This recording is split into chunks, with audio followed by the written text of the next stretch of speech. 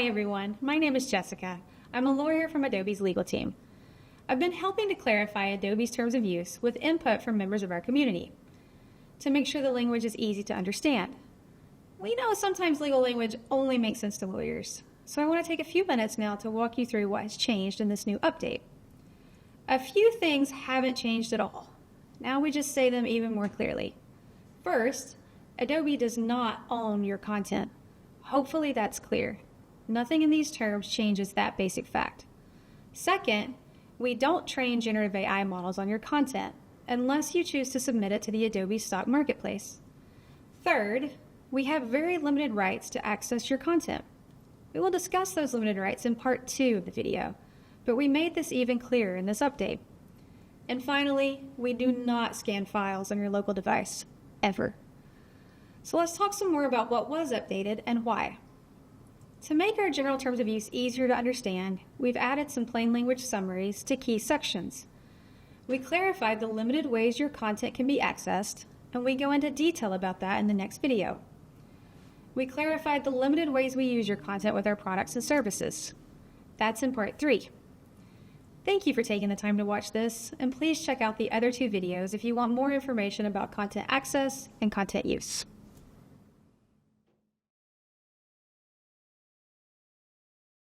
Hi everyone, it's Jessica here again from the legal team at Adobe. Welcome to part 2 of our video. We have expanded section 2.2 of our terms to ensure we have articulated exactly when we access your content. Let me walk you through it. First, the products and services have access to your content so that they can do the things you want them to do.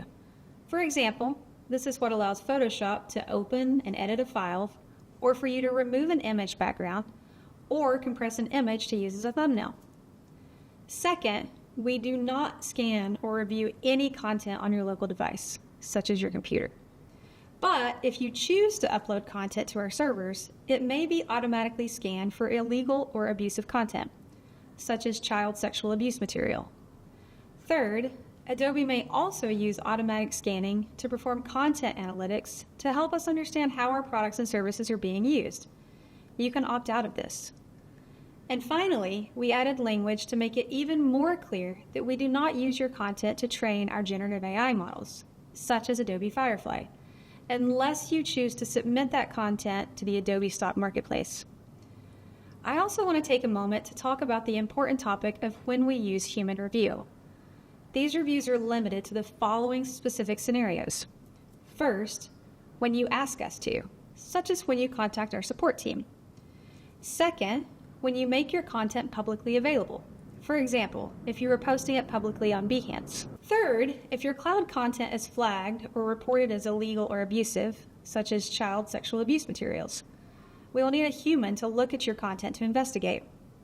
Or finally, if you participate in a product improvement program, including betas and pre-releases. Those are always voluntary. If you want to learn more about ownership rights of your content and how we use your content with our products and services, please check out video 3. Thank you for listening.